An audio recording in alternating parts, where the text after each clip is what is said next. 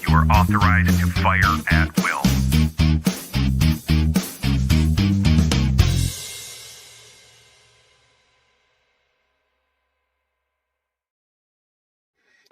Hey, good Saturday morning, afternoon. I don't know.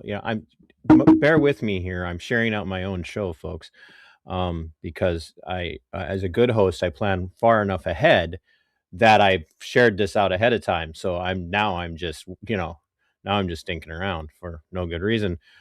You guys are in for a treat here very, very soon. I'm going to be bringing in, and this is fun because he has a very interesting name, and if you're not paying attention, you could actually accidentally call him something that's not his name, as I witnessed on a Twitch space or X space the other day, and Hrojve, being the consummate gentleman that he was, didn't jump down the guy's throat because the guy kept calling him Jorge, and that's not his name. That's literally not his name. Like, it's like the opposite of his name. And he just handled it very professionally. It was great. So I told him I was going to give him a great introduction. But we're going to be bringing him in a second. I just want to get through all the ancillary stuff that you guys are used to me doing. Love having you guys here. Love having the channel members around. I hope that you will watch all of this and that you will share this out. And Geopolitics and Empire is in the chat. You guys will be able to see him on the screen. That is his channel on Rumble. He's phenomenal content. This is, yes, an episode of Libertarian Lowdown, and no, he is not an avowed libertarian, but this is Libertarian Lowdown, so we're going to talk about these things from a libertarian perspective. We are going to be talking about Venezuela and the Trump invasion. There's no way, like, when you insert military forces into a country to extract someone, even if they're only there for 90 minutes, that is an invasion. So we're talking about it from that perspective. We're talking about the invasion of Venezuela. We're talking about the arrest of Maduro, and we're going to be talking about the larger scope of what the implications of that invasion are and what the regime change are. So if you haven't shared this out yet, if you haven't subscribed yet to any of the channels, Twitch, YouTube, or Rumble, please do so. If you're not a channel member and you like what I do with all of my content, become a channel member. If you like what I do and you don't want to be a channel member, please feel free to hit a super chat. And if you like to cut out the middleman and you want to just, pay me to keep talking, you can just send that to Cash App at $, the $ MBRR Media. So, we are going to be talking about, and you can see here, I've got these two phenomenal books here, Enough Already by Scott Horton and Fool's Errand by Scott Horton. Most of you know my perspective on the perpetual war state that the United States has found itself in since the end of World War II. And that's a lot about what we're going to be talking about today. And by the way, both of us are talkers, and that's why we started a little late. And we're going to be bringing him in to right now to talk about this. And you have to. I already talked him half to death before the show started. Hrojve, for everybody who's watching, make sure they now actually know how to say your name and what it means. Well, your spelling, you completely butchered my name, but that's all right. Did I screw it up in the description again? I do that all the time. But Hrojve, yeah, that's how you say it. Yeah, let's see, now remind me after the show to go back and correct it. Thank you for being here. It's been a while. We chat on a semi-regular basis via X and whatnot, and I'm a diehard fan of your work and also the work that you do with Parallel Mike and Monica Perez when you guys get together for your cognitive dissidence show that you do once a month. So I'm always there for that. But it's been a while since I've had you on. I was on with you on your radio show 3 or so times. Ages ago. It feels like it, yeah. But you've moved away from the radio show. Now you just stick with Geopolitics and Empire as your podcast. Tell everybody a little bit about that and how you got started there and what some of your street cred might be when it comes to why you're suited to talk about this other than you're just, a nerd like the rest of us. Well, the radio show is dead now. It's been dead for a year or something. But yeah, I started YouTubing in 2012, Skyping experts into my classroom. You know, the economic hitman, the father of the North American Union, which is relevant to what we're talking about, Robert Pastor, Paul Craig Roberts. So that was the genesis of what I was. So I, former adjunct professor, teacher. And then the podcast is now 11 years. It was formalized in 2015. So it's 11 years going. So if you count that 600 plus interviews on the podcast and then 1,000 plus, I think, on TNT. And then not to mention, I studied in Geneva. I've lived in 6 countries, citizen of 3, shaking hands with. You're one of those nasty globalists. No, I'm kidding. I don't. Yes, I'm a global citizen. And I've shaken hands with the last president of the Soviet Union, Gorby. I've lived in Kazakhstan and visited the Soviet nuclear test site, the Polygon. I've stood on a ground zero. So yeah, I mean, I think I've hung out with Ron Paul and all that sort of stuff. So yeah, you're kind of a Ron Paulian in your perspective. Yeah, I mean, to what you said, I could never classify myself as a libertarian. I mean, the only classification I give myself is Christian, but I am libertarian-ish. But I think there are when libertarian.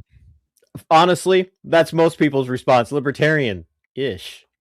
No, because I think libertarianism, again, no human system is perfect, but taken to its full conclusion, conflicts with Christianity. But that's why broad principles of libertarianism, who can disagree with, right? Maximizing freedom, letting people do. Yeah. You'd be surprised how many people can disagree with broad principles of libertarianism. So somebody said here, what does that mean? MAGA stands with Venezuela. Did you fall on your head? Yes, actually I did. I did. I fell on my head twice yesterday alone, Dave. Thanks for noticing. And if you'd like to help pay the medical bills, you can hit a super chat. So I always have one in the can waiting. So you've been studying geopolitics from not just, in an intellectual or professorial perspective, because you have taught both as a teacher in a professorship way and professorial way as well. But you've actually studied it in the perspective or from the perspective of someone who has lived in a geopolitical world, which is really kind of foreign to most Americans. Most Americans we talk about geopolitics, but we've never experienced geopolitics. And you've experienced geopolitics. In fact, you're an expat American, expat Croat, expat living in Mexico. And finding that you're having a hard time escaping the geopolitics because it's coming for you everywhere you go. We were just talking about it. It's coming for all of us. Yeah, it is. So you bring some expertise to this, not in an appeal to authority perspective, but literally as a person who's had to study this as a part of the way they live. And literally having the Department of Homeland Security and their sub-agency, CISA, permanently banned me from PayPal, which is unconstitutional officially, but we're no longer living under any rule of law. So there's political persecution. Yeah, so anyway, there you go. Say that again for people. Permanently banned from PayPal by a government agency. And we talked about this, I think, the very first time I had you on, which feels like forever ago now. In the grand scheme of things, compared to how long your show's going, it's not been that long. But for me and my audience, it feels like it's been a while. You got kicked off of PayPal because you have a dissonant voice more than anything. Yeah, pretty much. That was April 2022, the week they rolled out the now defunct Disinformation Governance Board that was headed up by, remember, Nina Yankowicz. And I remember going to her X account afterward, which I'd never visited her X account. I'd never queried. And I went to her X account using my Geopolitics and Empire, Twitter account back then, and I was already blocked. So again, you picked up, you collect the evidence. Mike Benz, who's done the work, and his reports explained CISA and DHS and the cyber infrastructure and how anyone peddling disinformation was a non-kinetic threat attacking the U.S. government. And so then you realize the fact that Nina blocked me and she was with DHS and disinformation. No, so it's clear that I was taken out by DHS, but PayPal can't say it because it's and I have multiple times I've called them, I've emailed them. I said, I want to shut my account, which I can't even use. And like, no, you can't close your account. And then they sent me an email a few weeks ago telling me like update information. I'll go, update? What the hell am I going to update? It's frozen. And I went to their customer service and I actually said, the DHS told you to ban me, which is illegal and unconstitutional. They will not recognize it. They give you those vanilla responses like, they'll stop email. I can't even turn off the notifications or change my email. Leave me alone. You know, it's like, what is this? Anyways.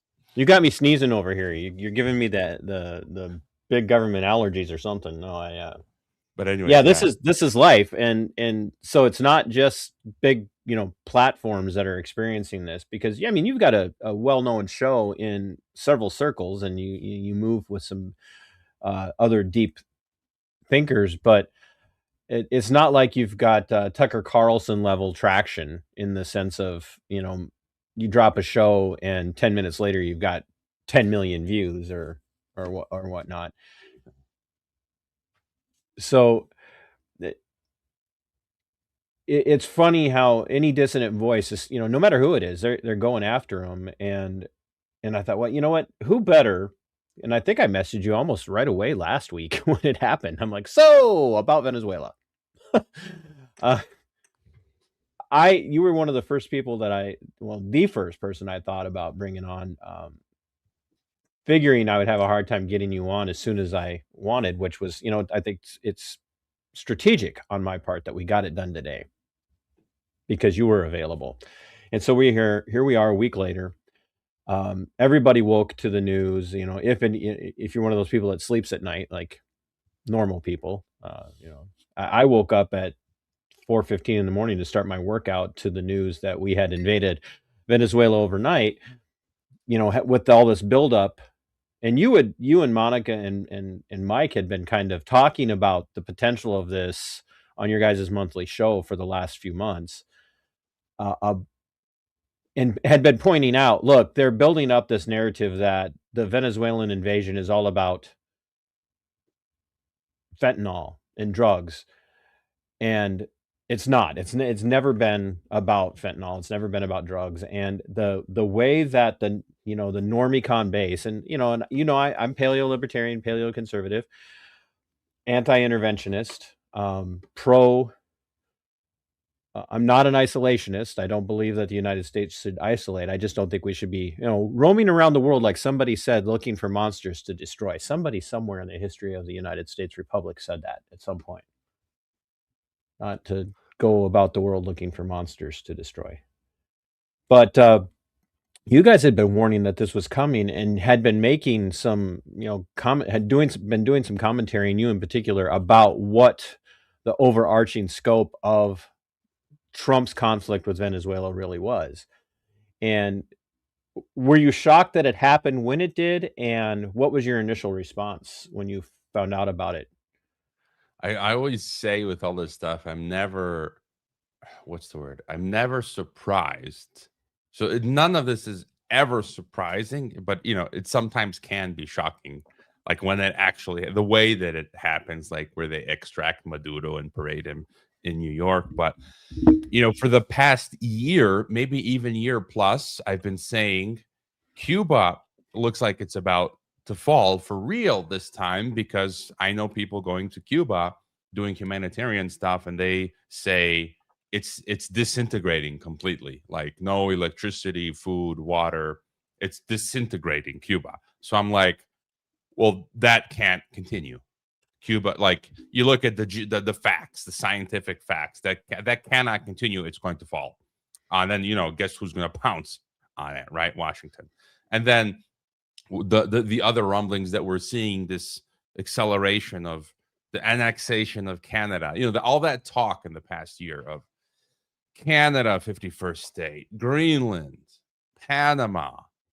The big picture is the supranational, the project that's been around for the big picture. Ultimately, I mean, you can talk about there are many other details within this bigger picture, oil and energy and blah, blah, blah. But it's world government, right? And to get to world government, you have to have the regional unions. Right. That explains Greenland and Canada and Panama and Cuba and Venezuela and blah, blah, blah. And so I was on Mikhail Thorup's Expat Money Online Summit in October last year, so some months ago, on a VIP panel. And I stated there that if we see military action in Latin America, in the Western Hemisphere, it's going to be first Venezuela, which just happened. And then it's going to be followed by Cuba and then Mexico. And then RT just published an article a few days ago saying Cuba and Mexico and Nicaragua are next. George Friedman of Geopolitical Futures just published an article saying Cuba is next. So again, a lot of people are seeing you're seeing the signals, the patterns. Trump is saying we're coming after Petro in Colombia. You're seeing the election interference stuff that's going on in Honduras. And so ultimately the big picture, all you got to do, a picture says 1,000 words. You go to Google Images and you type in Technate America, and you pull up the official map from 1940 of the Technate of America. And it includes Greenland, Canada, all the way down to Colombia, Venezuela, one unified government. And so that's all that's going on. They are pressed for time. They need to accelerate this project for world government, which is creating a North American Union. Von der Leyen, I always call her Frau Ursula Gertrude von der Leyen of the Fourth Reich out there across the pond, the new European Soviet. Yesterday on her X, she's talking about they made a deal with Mercosur. So I did a post the other day. They tried to create the North American Technate in the 30s. They had trouble. World War II happened. In the wake of World War II, it seems like they had the opportunity then to create the first prototype of a regional union, which was the European Union. And that was financed by U.S. State Department, CIA. And so it's like now they're taking that EU model. And von der Leyen just said they made a deal with Mercosur, which is like the South American Union. And they're financing and advising policy for the African Union and Southeast Asian Union. See, this is what I love about you is like, and I forgot to give her a shout out. Natalie is my unpaid volunteer researcher, and she does a lot of my domestic research. And I cover a lot of government and police corruption and stuff, and we cover a lot of corrupt politicians. But this is one of the things I love about you is,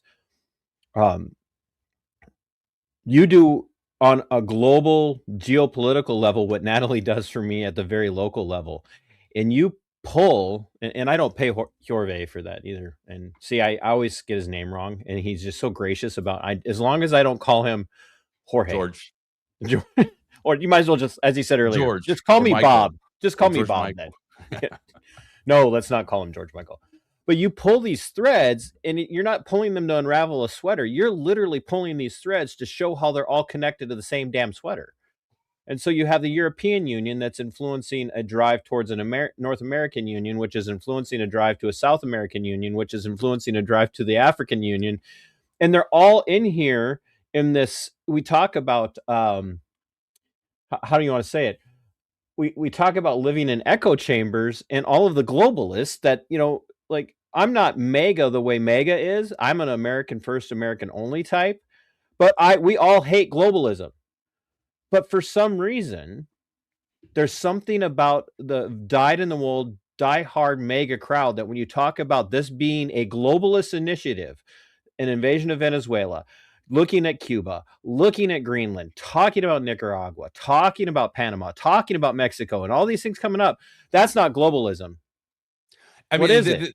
What is it? It's not. If it's not globalism, what is it? The Department of Labor X account yesterday is tweeting. They actually tweeted a photo of Trump saying, "Trust the plan, trust Trump, get the frijoles out of here." Right? It's like, and they were saying globalism. What were they? You just go to the Department of Labor X account. They were saying something like globalism is failed, and it's Americanism.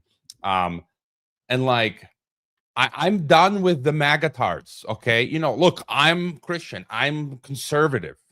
But MAGA, they're going after Thomas Massey. I got a like from I quote tweeted Massey, and I got a like from him. Trump's coming after him. Like, if there was any MAGA, it would be someone like Massey.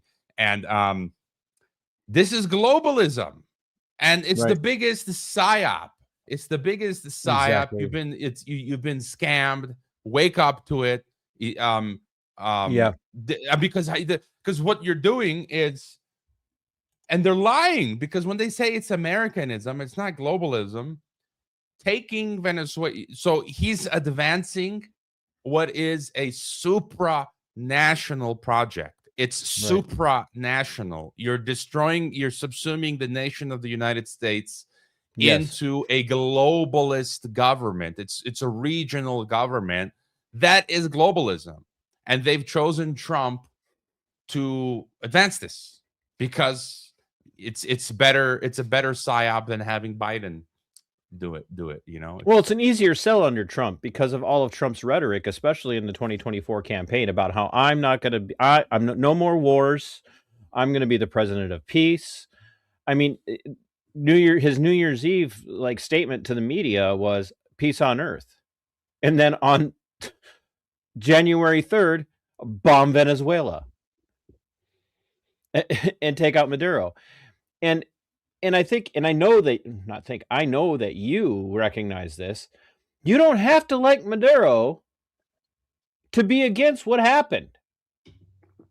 Like, there's just no reason to go, oh yeah, Maduro's a great guy. No, and somebody's going to clip that and say that you and I said that Maduro's a great guy, but neither one of us thinks Maduro is a stellar, upstanding global citizen, if you will. Like, we all get it. He's a dictator and a tyrant. But why do we get to go around taking out dictators and tyrants? And I think it might have been either you said it or Dr. Rechtenwald, who I'm going to be having on very soon, again, said, what do we do if you're an American and you're MAGA and all of a sudden somebody from China decides they're going to come in here and take out Trump because Trump's a global criminal in their eyes?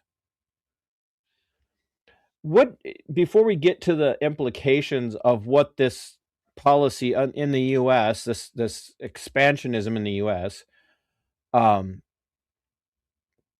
what do you think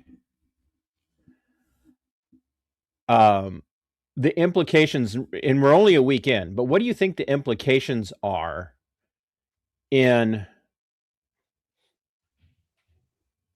the long-term destabilization of Venezuela? Because we're only a week in. It looks like his vice president was handpicked before the invasion happened to be sworn in. That's just there's no other way around it. This guy was, or gal, excuse me, this gal was handpicked well beforehand. That so that we really haven't had to worry too much about the destabilization from the aspect of the military stepping in and trying to take over, or different factions of the military. But do you see that there could be some destabilization? There could be deeper conflict, actual like firearms, military conflict going into this because of the fact that the U.S. has claimed the oil fields. We're claiming the oil fields. They're now ours. Do you think that the people down there who supported Maduro and supported the nationalization of the oil fields are going to just fall in line and not fight back? And do you think that'll destabilize the country? Or does this look like this might be the one time the U.S. has affected regime change of a sort where it could end up working out? I'm withholding judgment and saying, yeah, this one could work out, because every time I've seen the U.S. affect regime change since, and I haven't experienced them all, but in my lifetime, it's always failed. So what's your perspective? Are we looking at trouble?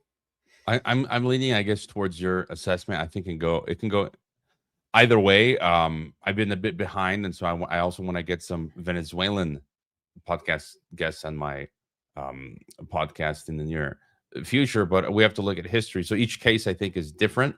So you look at Afghanistan and Libya and Syria. So we can see Libya, yeah, Iraq, and so each of those countries you have to assess how deep the domestic power groups are, how much hold that they have, and so Libya seems to be in greater shambles.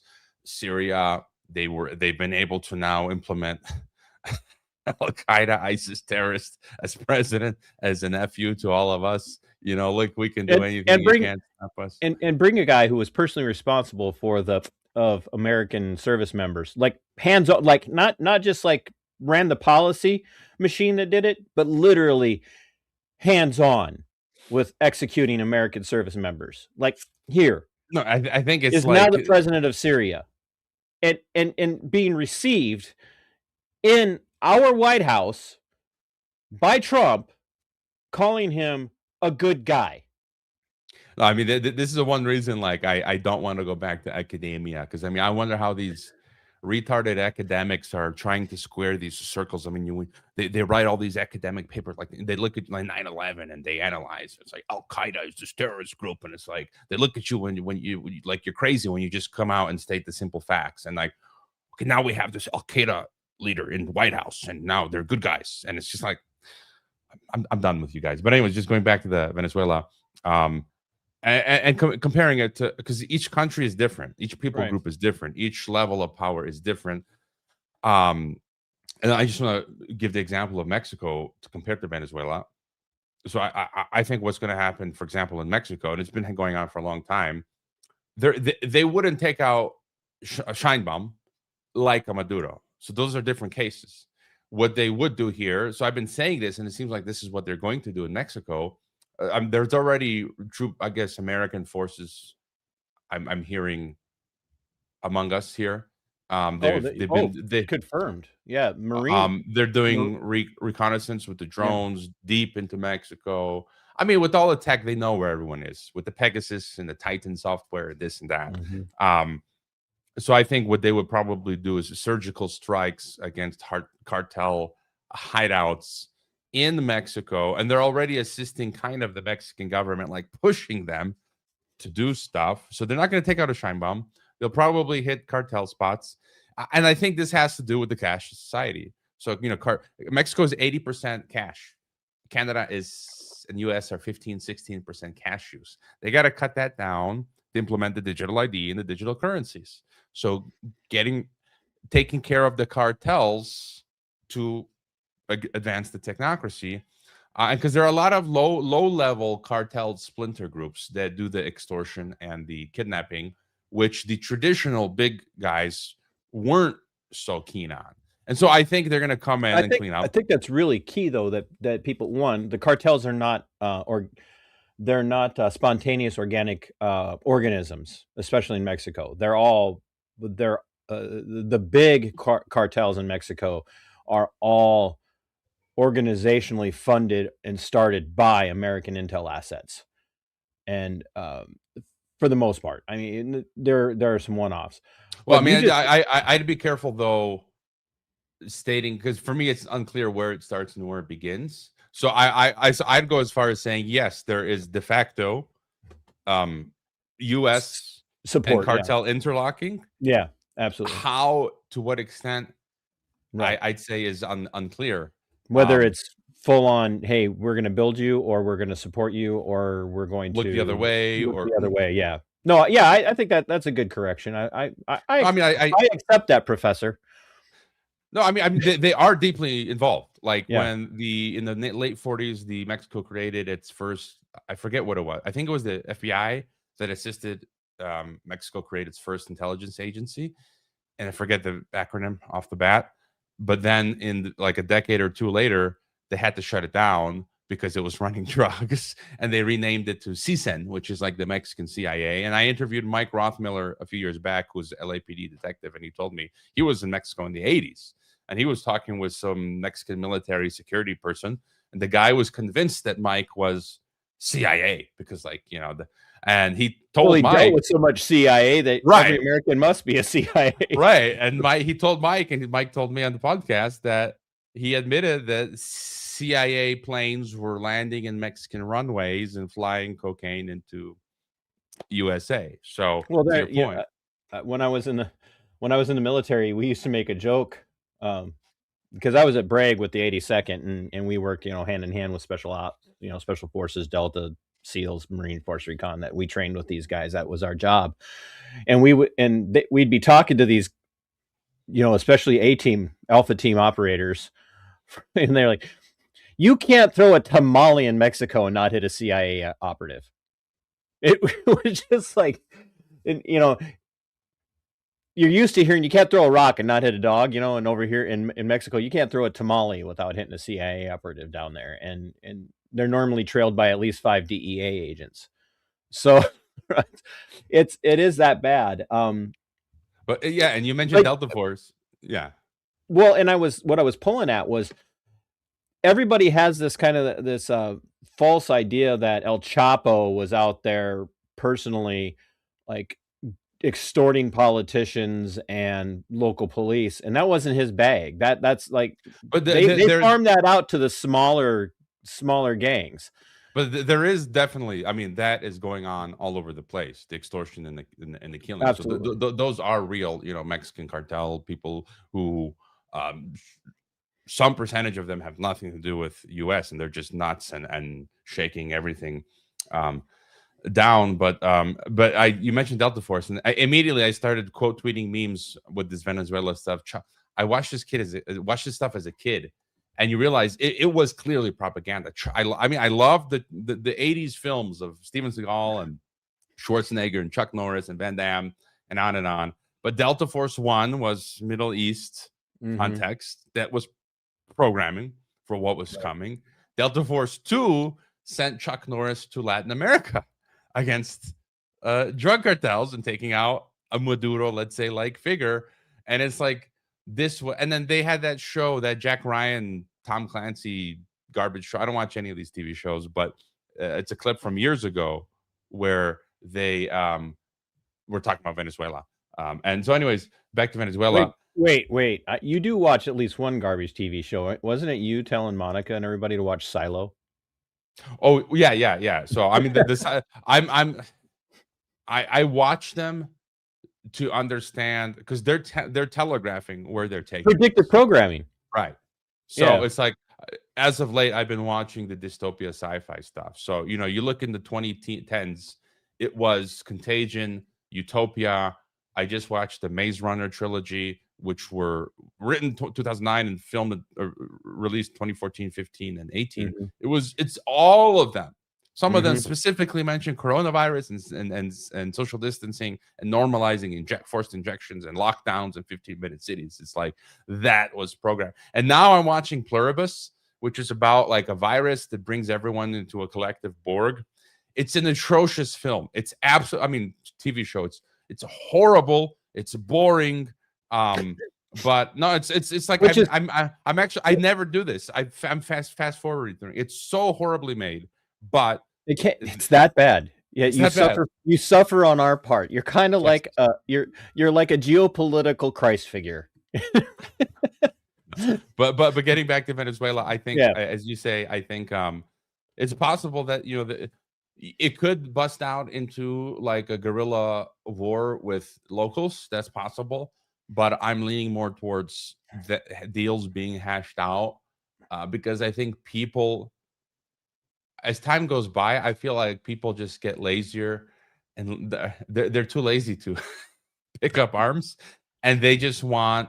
And this is true for most people. And in Venezuela's case, I think here in Mexico, most people just want to have a minimal economic success. Like if I can bring back, I want to pay my bills and have some want to pay my bills, feed the family, have a roof over my head, have a car, that sort of thing. So I'm leaning more towards Venezuela being resolved somehow in that regard. So, but you don't think that You don't think the potential is completely off the table for it to have some sort of meltdown if things don't go No, you could easily have a guerrilla insurgency war. of some sort. Yeah, but I think anything can change in a day. Do you think that not only was there look, I'm just gonna folks, if you believe that Venezuela was about getting fentanyl off the street so your drug addicted family member doesn't die of fentanyl overdose, you're crazy. And if you're okay with the United States invading a foreign country over fentanyl so that American service members could potentially die so your loved one can't die or doesn't die. What happened to pull yourself up by your own bootstraps and take responsibility for your life? It just, the same people who are out there screaming and hollering about how we need to end welfare and end Social Security and all these handout programs for all these people who roustabouts who don't want to have jobs and want to live off the system are now applauding that their loved one's life is more important than the life of a soldier, or the life of a Marine, or a life of an airman, or a sailor. And that's a horrible, you sacrifice your loved one so my loved one doesn't have to take responsibility for their drug addiction, no matter what you believe their reason for the drug addiction was. So we're going to just take the fentanyl and the drugs right off the table, and we're going to admit right now it's all about natural resources and technology. Well, I mean, the first every narrative they sell us on its face for anything is false. Yep. Whether it's Ukraine war or Venezuela or Mexico and the cartels, it's like, okay, yeah, see, it's so difficult. There's people today don't have nuances. Like when I look at comment sections, they don't have nuance. It's like, okay, like you said earlier with Maduro, the cartel situation is bad. The technocracy situation is bad. I mean, and sometimes it's so bad that I've heard Mexicans who would normally be nationalistic, patriotic, like, I'm not for regime change, but like it's that bad that I would actually prefer American strikes on cartels. Seriously. And I'm a Mexican citizen. So it's like they both suck, but it's gotten to that point where, yeah, that needs to be done. But it's it would make more sense than going after Maduro. It strategically, Mexico is a bigger threat to the United States when it comes to drugs. Right. But again, my point is that all of that, it's actually not about the cartels. It's about the North American Union.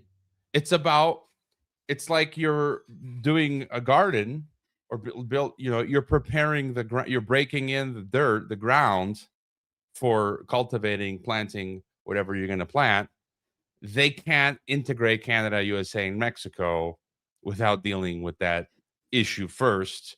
In many other respects, Mexico has been for decades has been integrating you, because you had NAFTA, and then you had what was it called? The second version of NAFTA, USMCA, which Trump himself pushed in 2018, and now they're working in the third iteration, and that's the foundation for North American Union. So in many economic respects, we've already linked Mexico, US economically, culturally, like all over the place. It's in some respects, you come to the big cities in Mexico, it's like America. You've got they built their third Costco here where I am in the city.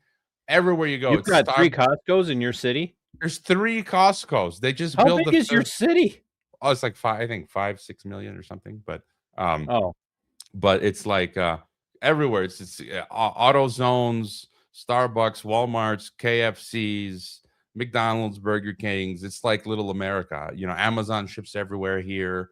You name it. And people, I would say most Mexicans culturally like America. They like buying American culture, film, entertainment. Mm-hmm. It's all American entertainment that's translated into Spanish. And so most Mexican, again, people have been psyoped to giving up their principles and security, liberty for comfort Mm-hmm. and safety. So Mexicans, I would argue, most wouldn't care. They'd love to integrate with America. That means, like, yeah, we get better jobs and we can buy all this mindless crap and garbage. And it's like, awesome.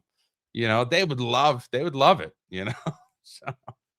Well, yeah, it's like there are aspects of Mexico for Americans where there's this kind of this tourist economy where Americans want to go to a place like certain places in Mexico where they can go live on a resort for 2 weeks, but then step off and go feel like they're experiencing Mexican culture. And there's there's a short little native Mexican guy with, and they feel like they're all riding around with burros and big sombreros and, selling tamales on the street. And a lot of the Mexicans that I have run into that are, in the US legally are like, no, I came up here because I want to live like this. Yeah. And I can't live like that down there yet. I think one of the biggest hindrances to the North American Union right now is getting Canadians to speak English. But I say that tongue in cheek just because I have some Canadian viewers; they know who they are. But and that's why I wanted to have you on, is that people we're in this gut reaction moment where we wake up last week to Venezuela being invaded. Trump's defenders all come. It's not an invasion; it's a police action. Where have we heard that before? Well, he broke U.S. law. Well, since when is the leader, whether you think he won the election or not, since when is the leader of a foreign country subject to United States law? And I'll give, here's an example. Oh, well, we're getting him for the 1934 Federal Firearms Act that bans the possession of machine guns. So Maduro's military and Maduro himself can't have machine guns because the United States has a law against it. And everybody supports that. And on the surface, it's like you were saying, it's this emotional tug that we're pulling at all of these, just these really good emotional heartstrings that say, wow, you're right. He's an evil guy. He oppresses his own people. He's an enemy of the U.S. They've told us he's an enemy of the U.S. He's selling uranium to terrorist organizations, and he's against Israel. So he's got to be a bad guy. So we have to take him out. And nobody's bothering to sit and ask the questions that you're asking, which is, what's really going on here? What's the drive? But you can see the other tells when they do Venezuela. It's immediately, okay, we're going to do Cuba next, and Mexico and Colombia. Right? Just yesterday, 2 days ago, Greenland, and so Latin America. I assume everyone knows the history of the countless regime changes of the third world. Right? It's the third world, so we can do whatever we want in the third world. Right? Latin America, Africa, Middle East, Asia, Greenland. So now they're like, Trump's like, we're taking Greenland by hook or by crook, but it's Europe, so we can't do regime change because it's Europe. It's not third world, South America, Latin America. And so they're, like I said earlier, each option is going to be treated differently. So he's saying we're going to bribe the Greenlanders per person, 10,000 to 100 grand per Greenlander to buy Greenland. And I'm seeing all these memes, which are hilarious. The game of Risk. I've got it behind me. And it's actually true. Like, one of the main strategies, if you're starting in North America, is to take Alaska, the event like Venezuela, and Greenland to defend your sphere. Yeah, absolutely. It's just like Risk. I play Risk online sometimes just to, like, for a break during my lunch break, and I'm like, I was looking at the map the other day, and I'm like, I'm going to try the Trump strategy, and it worked. Didn't cost me a dime, but the reality is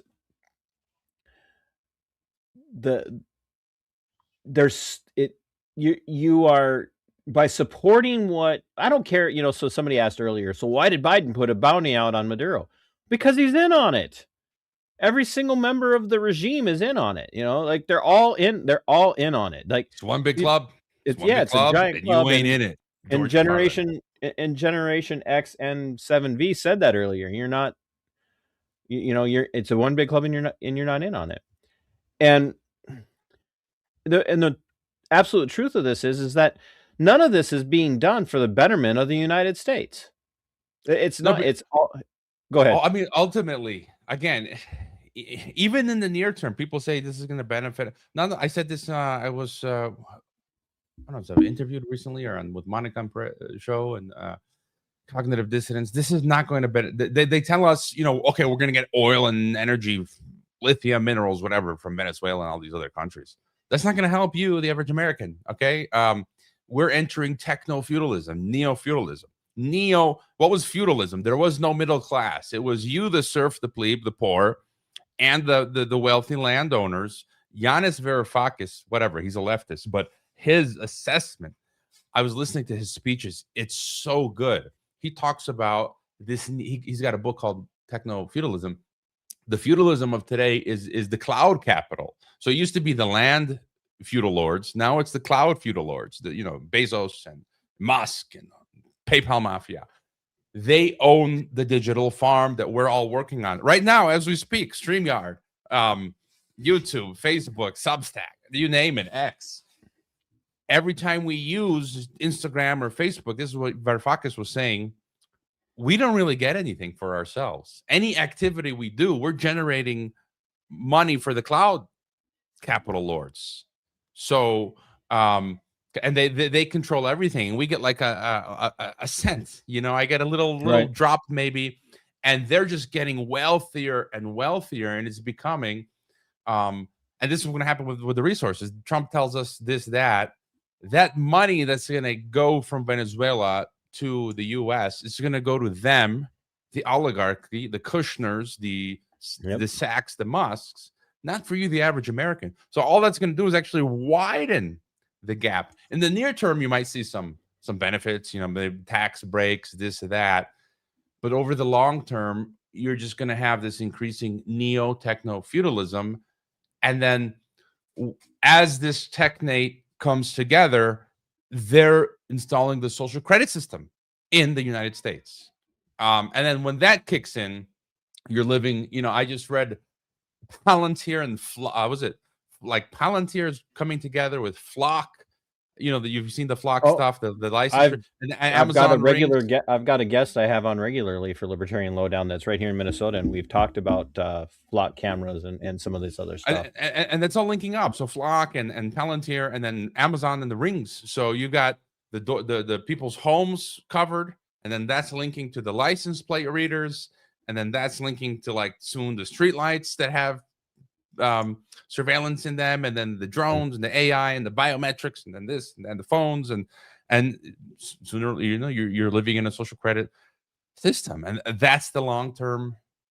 In the long term, we're dead. We're completely screwed. And what's happening in Europe now? There's a great channel, Pascal Lotaz, I think, and he's interviewed some of these folks, and I want to try and I just sent one of them a request yesterday. This is the future. Like the EU, again, I've said the EU is the future. It's the model, not just for the regional union, but what they're going to be doing. So you've had the Swiss Colonel Jacques Baud. You had this other Swiss African woman, Natalie Yam. And then this ethnically Turkish guy. He was born in Germany. He doesn't even have Turkish citizenship. And there's others for thought crime. They have done nothing wrong. They've just been podcasting like you and I. They live in Europe. All of their bank accounts were completely frozen. Some of the money was just confiscated. They can't travel. They can't enter or exit EU at all. They can't use any of the social platforms because they've been unpersoned. This is the social credit death. It's called civil death or social death. That's why I had Edwin Black on my podcast in 2020 to talk about the algorithm ghetto. This is the algorithm ghetto. Edwin Black said you will be unpersoned, you will become a non-entity, you will be zombied. And so these people now in Europe, they can't buy food, they can't pay their rent because the bank accounts are closed, they can't use Amazon, they can't travel, they can't do nothing. And I guess what was the other point? The funny stuff is you've seen the stuff that's going on with the US and the EU, where the US has sanctioned some of the EU politicians so they can't travel to the US, and they're whining. It's like, you freaking EU politicians literally just sanctioned EU citizens. So Yeah. EU citizens cannot exit or enter their own EU, and you're whining about being banned from the US. So again, this is the long-term picture where, I mean, this is the technocracy. It's very difficult for people to understand, and I understand that, and that's, you know, kind of the forte of your channel is to take these, or not your channel, excuse me, your show, your, you know, your work that you do, your writing, because you're also on Substack. I don't do much writing, but that's my thing for this year. I want to start writing. Yeah. You should. Hey, finally, something I do more of than you. Yeah. So, but you are on Substack. Yes, you do need to do more writing. Substack's a great place. It's so far, I mean, nothing's safe in this, you know. Substack. I don't know if you saw the last month or two what's been going on with the online. It was the age verification, the Online Safety Act, out of UK and Australia. Oh, well, yeah, I've seen some of that. Oh, did that hit Substack pretty hard? So UK-based content creators and subscribers, and Australia. And again, this is going to be happening country by country, and Substack did not have to bend, and they did preemptively. So it's like you're wondering, what are you doing, Substack? So, well, I think it goes a little bit back to what we were saying. It might have been pre-show even, that like at some point, you know, we've all been fingerprinted. We've all had our pictures taken in public, and it's kind of like we can have this philosophical, ethical protest. I'm not going to do it until the point where, yeah, now I have to, because I got to get my, you know, kid to a medical appointment or something. Like, I'm on call for federal jury duty here in Minnesota, and I'm like, I don't have a real ID, and technically you have to have a real ID to get into Really? all federal buildings. Well, but I mean, that's only if you have a passport, you can. There are all. But I don't have a passport either. What? I don't have a passport. But as you said, I've always had a passport, so you could technically go around the real ID requirement. No, but I heard recently someone say that the next time you go to renew your driver's license in the U.S., it will have to be a real ID. I'm not sure if that's true. Yeah, I haven't seen that. I haven't seen that yet, because I had the option, and I just renewed in September. I had the option to go real ID or just standard driver's license. But, you know, I look at all of these things, and I was like, how does this really, I mean, come on, TC, come on. Like, we got this big wig from Geopolitics and Empire, but like, what you guys are talking, all this esoteric stuff, how does this impact my daily life? And like, I think a key that people need to understand is, at the core, one thing that you said, and I think people might have even missed it. $100,000 per Greenlandian citizen out of the United States to purchase Greenland. That's how this impacts you. They're building an empire. They are literally building, you know, you could call it a union, you could call it whatever you want. They're building a North American empire with the Washington, D.C. as the imperial capital. And they're taking your money out of your pocket to buy a tract of land from people who have not, like, they're not entitled to your money, and you can't pay your bills. You know, people had known this. You know, I've been struggling once since I got forced out of my career because of this show. You know, struggling after the better half, the other half had her heart attack in 2024. Struggling to make ends meet, struggling to keep the house, and I have to be taxed so we can buy Greenland. What? where's the benefit to me? And that's what people don't see, what they don't understand. And the other thing that I think it flies in the face of most people's understanding in this is, and I think you've experienced this just living in Mexico, you know, kind of in that, you're in that corridor of migration. Every time we destabilize another country, and Europe is a perfect example of this. Every time we destabilize a country in Africa or the Middle East, it has had a negative impact on Europe. It has negatively impacted Europe across the board, except for those countries that have put their foot down and said, we're stopping people. You're not coming here. And we have right now happening in the U.S.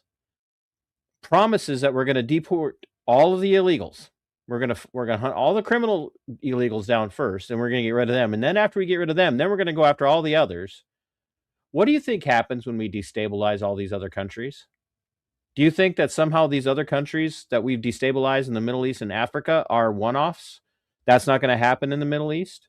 Why are we talking about deporting people who are here illegally and then destabilizing other countries so that we get even more people fleeing a destabilized country to come here? That's the plan. And once again, they're all in on it. They're all in on it. They don't care if the country's ruined. They don't care how many people come here and live off the system because they want us all on the system because they can control us. Go ahead. You just, I agree with all that. So they're building world government. It's Tower of Babel 2.0. It's anti-nature, anti-human, ultimately anti-God. It's anti-Christian.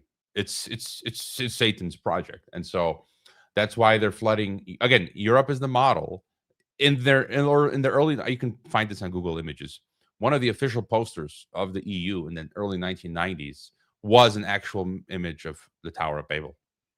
Act like fact. And so seriously, I'm not kidding. Just go to Google Images, type in EU Babel poster. It'll you keep talking. I'm going to mute myself.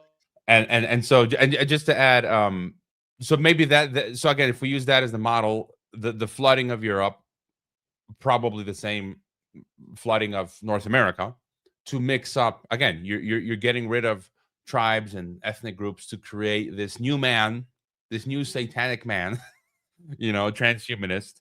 But for me, the biggest, I always go back to, beyond what you said, the biggest issue and problem is and will be the totalitarianism. So, what you mentioned about the economy, okay, and migration, but ultimately, you are going to wake up one day where it's a cashless society. All of your identification is digital. You'll have to ask permission to do anything. And for any one wrong thought, or even if you don't do anything wrong, the system, there are false positives. People have been wrongly identified with AI because they resembled the real criminal, and they've been arrested. You can read countless sci-fi dystopia books or films, like the 1985 film Brazil, or Kafka, or Soviet Union. Like, there were just errors in these technocratic systems and the bureaucracies, and you get a knock on your door and you're whisked away, and you literally did nothing wrong. And that's, I think, also going to happen. And then here's just another psyop, the whole tax revolt. Maybe you saw on the social media all this call for revolting against the IRS this year. Again, all brought about by the Somali fraud. That's the only thing they cared about, is we're not going to pay taxes because of the Somali fraud. And I'm like, you're missing the point, people. But what's the bigger play here? Like, I don't hear anyone talking about. It's like, okay, look, I have to pay my IRS taxes. I don't want to mess around. What happened with me with the DHS, but I would love not to pay. But what's the play here? You're being psyoped because you go back and you read the literature on social credit going back a century, technocracy plan a century ago. You just type in social credit in the Wikipedia entry. They talk about the sci-fi writer Robert Heinlein, who in 1942 discussed the social credit economy, which doesn't need an income tax or taxation. It's going to be financed. So they're getting you, the plebes, to do the work to take down the IRS and tax system. And you've seen Trump forerunning this, right? Saying we're going to downsize the IRS. We don't need income tax because of tariffs. Because in the social credit system, everything is digital. They can automatically take what they want, and they have a new system based on energy and all that. Mm-hmm. So they're dismantling the old structures, selling you false narratives to get you to get on board with it, to bring in these new systems. And then Okay, you get rid of the social credit economy. There you go. There's the Babel. The first one to the top left is like the original. Yeah. Yeah, that one. That's the official poster. Europe, many tongues, one voice. And that's like 1992 or something. It's the official poster from like European Commission. Mm-hmm. He wasn't like folks. He doesn't lie. He does. I mean, it's so insane. Like you can't even make this stuff up. You can't even make it. You can't. There's no making it up. It's almost like just before you think that you have come up with a completely new, tinfoil hat level conspiracy. They're like, oh no, we're way ahead of you on this, and that's it's almost a little scary. Somebody, this Generation X individual, he's asking about the books on your shelf. I don't know if he's taught or no, that who are the men the men you get on your shelf behind you. Yeah, he must be talking to you. I'm looking at the wrong. Yeah, I mean, yeah, those are Liberty Maniacs posters. That's Thomas Jefferson, and that's another poster about Afghanistan. It's kind of cool though because it says, well, it's a block behind my bookshelf, but it says it's a film poster with Afghanistan, and it says produced by like Bilderberg and Kissinger. Anyways. Natalie, there's Natalie, my researcher's in the chat. She took a break from research this morning and or now it's afternoon now. Hello, Natalie. Thanks for stopping in. What site are you looking for? I have his Geopolitics and Empire website is linked in the description of the video, even if I did spell his name wrong I feel terrible. I gotta go change that. But and that's what there's the anti-war side of me. I just don't want any more. I don't want to go in any other countries. I don't want to take the chance that we kill any more innocent people. There's that pragmatic surface level part. The thing that I keep coming back to in all of my conversations, just in day-to-day life, like we have a chain of convenience stores up here in our region that's referred to as Quick Trip, and they're owned by a family out of La Crosse, Wisconsin, and they're kind of everybody's favorite go-to. Like there's Buc-ee's in Texas and stuff, so Quick Trip is kind of like our thing, just not as big as Buc-ee's as far as actual pure size. People talk about how big Buc-ee's is. I don't. How do you call that a convenience store? That's not convenient. If you can get lost in it, that's not convenient. But the crew at right next to the HVAC and plumbing warehouse that I work in at that Quick Trip right next to me, it's like walking into an episode of Cheers. I walk in and it's like, hey, Norm, they all know me and they still ask me questions, believe it or not. Can you believe they still talk to me? They ask me, so what are you working on this week? And and I've got a lot of them researching 15-minute cities and digital currency. And they, as you know, the U.S. and being an American citizen as well as a Mexican national, as well as you still have your Croatian. So you have 3, right? That the U.S. just discontinued the penny, and everybody's like, it was a waste of money anyway. And I'm like, that's not what it's about. And somebody's like, what do you mean that's not what it's about? Like they don't care how much money they spend making plugs. That's all it is. It's just a plug. It's not it's not money. It's just a plug. It's all it is. It's for you to have something to drop in something somewhere. And this is a conversation I have with cashiers and clerks. I'm like, it's not about the money. And I said, what it really comes down to, what it's about is getting more and more people away from cash and currency. And they're like, well, how so? I said, I would say tops 10 years, we won't even have a dollar bill anymore. Yeah, I could. I mean, China today, people talk about going to China. You effectively cannot use cash there. Everything is digital. Yeah. Your phone. You got to pay with your phone or your face. You know? Yeah, and people laugh when you bring that up, and they're like, "How's that possible?" Like, because they still picture China as like these really remote rice paddy villages, Right. and mama is making, whatever the Chinese equivalent of referring to mom or grandma is like making their favorite General Tso's chicken in her own, in her own like stone hut, or grass hut, But she's got a smartphone. but she's got a smartphone, and there's like exactly, and those are like forced on people. It's just, you will have this or you will do no business, and they're like, come on, you can't be serious, and so now I've got like 3 or 4 people over there at this local Quick Trip. I'm researching 15-minute cities and social credit scores and central bank digital currency. And here's another tie-in. What's another problem that Venezuela had in the eyes of the world? No central bank the way the United States and the rest of the world knows it. No real links to the IMF. No real links to the World Bank. None. And sitting on massive deposits, not just in the ground, but massive deposits in their own government and in their own banks of gold.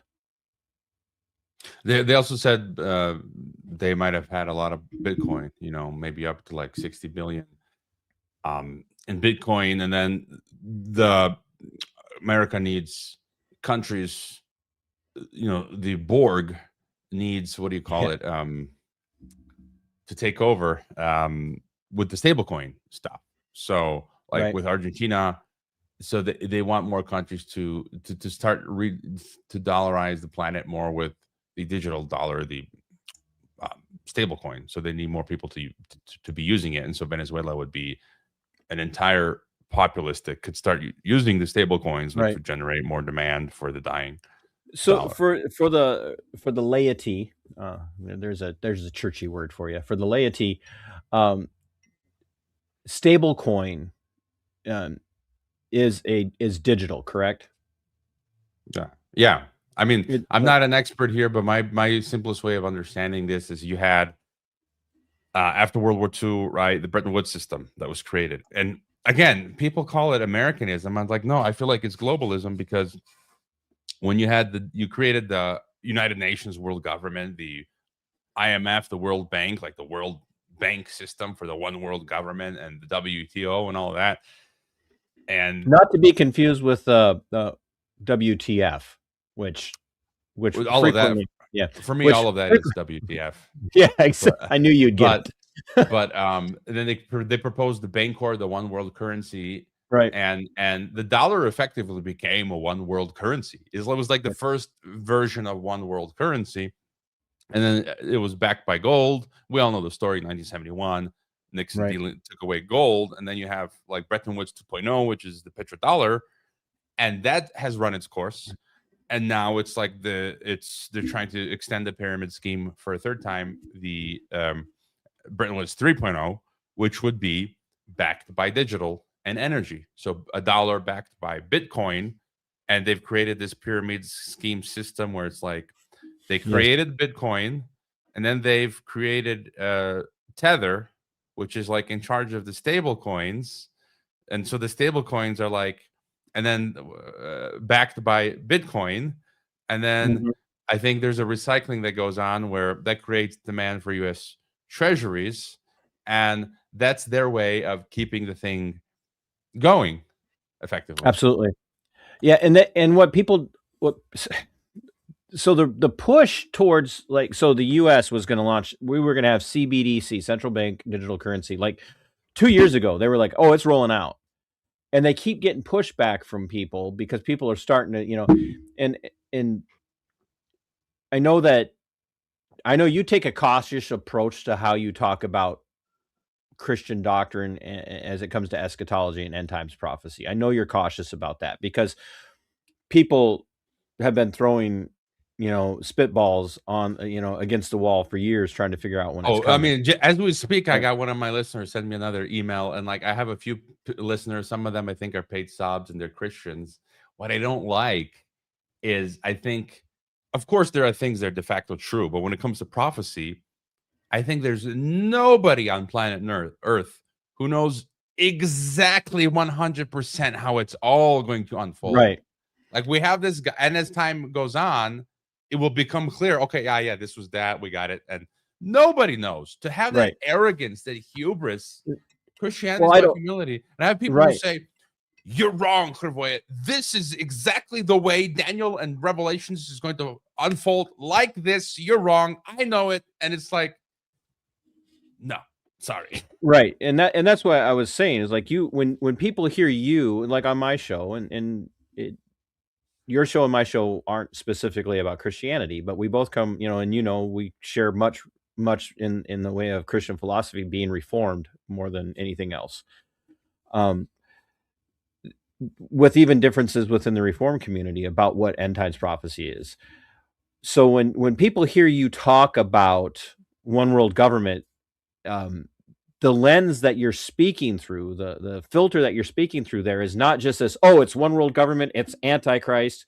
You're talking literally, whether you have a Christian perspective on it or not, it's one world government. You don't even have to look at it from a biblical, and you don't have to look at it from a biblical perspective and see the rise of the dragon and the great beast. It's like you could just go, this is bad.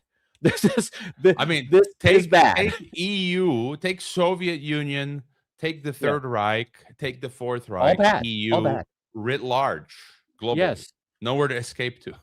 Right. It's just all bad. And it doesn't mean you have to, like you got to be waiting for the rapture because you saw it, and the drive with the central bank digital currency and in this trying to co-opt Bitcoin is for control purposes. They want it for control.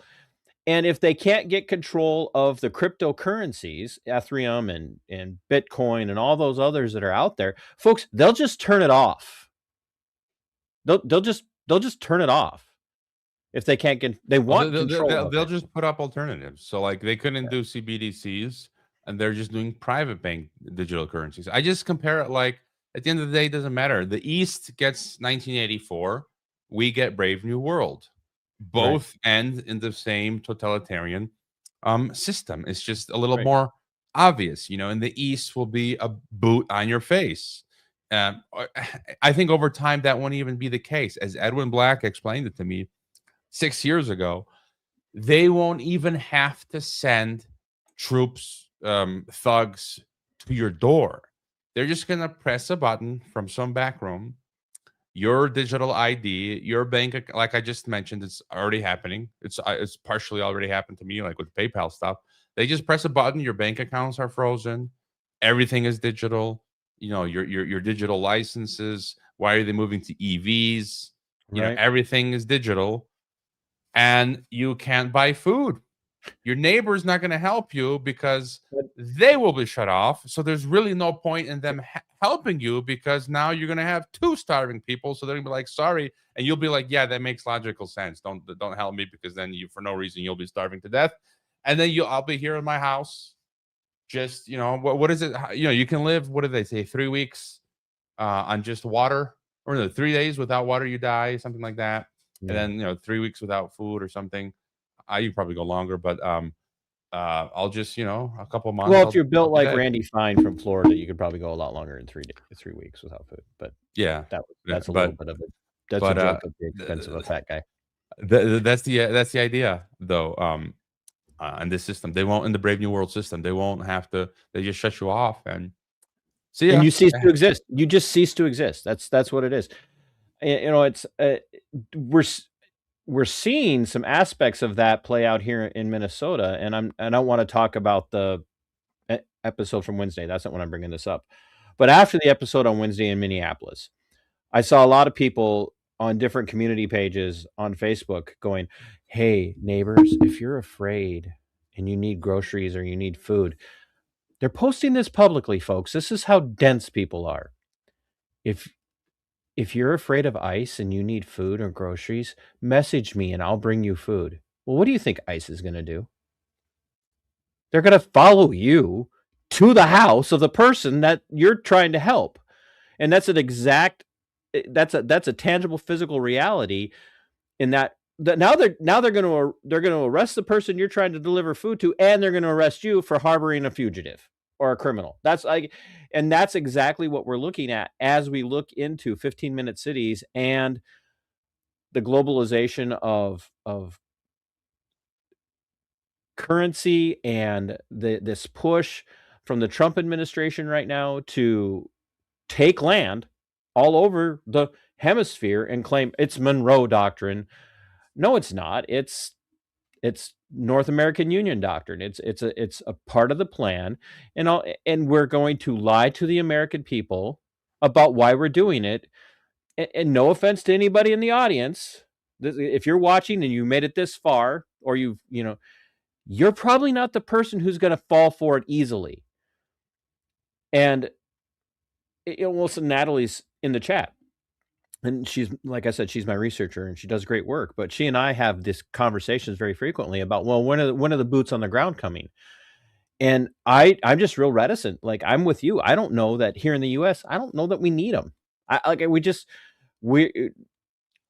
You might need it in certain countries. Nicaragua, you might need it a little bit more because people live a little differently there than we do here. Well, I mean, this branches off into another topic, but we can see we've seen them for years now, for decades, seeding the narrative of Civil War 2.0, and this is another separate topic, but an increasing amount of alternative media is fake deep state globalist intelligence operations. I'll say right off the bat, Alex Jones and InfoWars. I grew up listening to him, and you listen in recent weeks, he's gone nuts.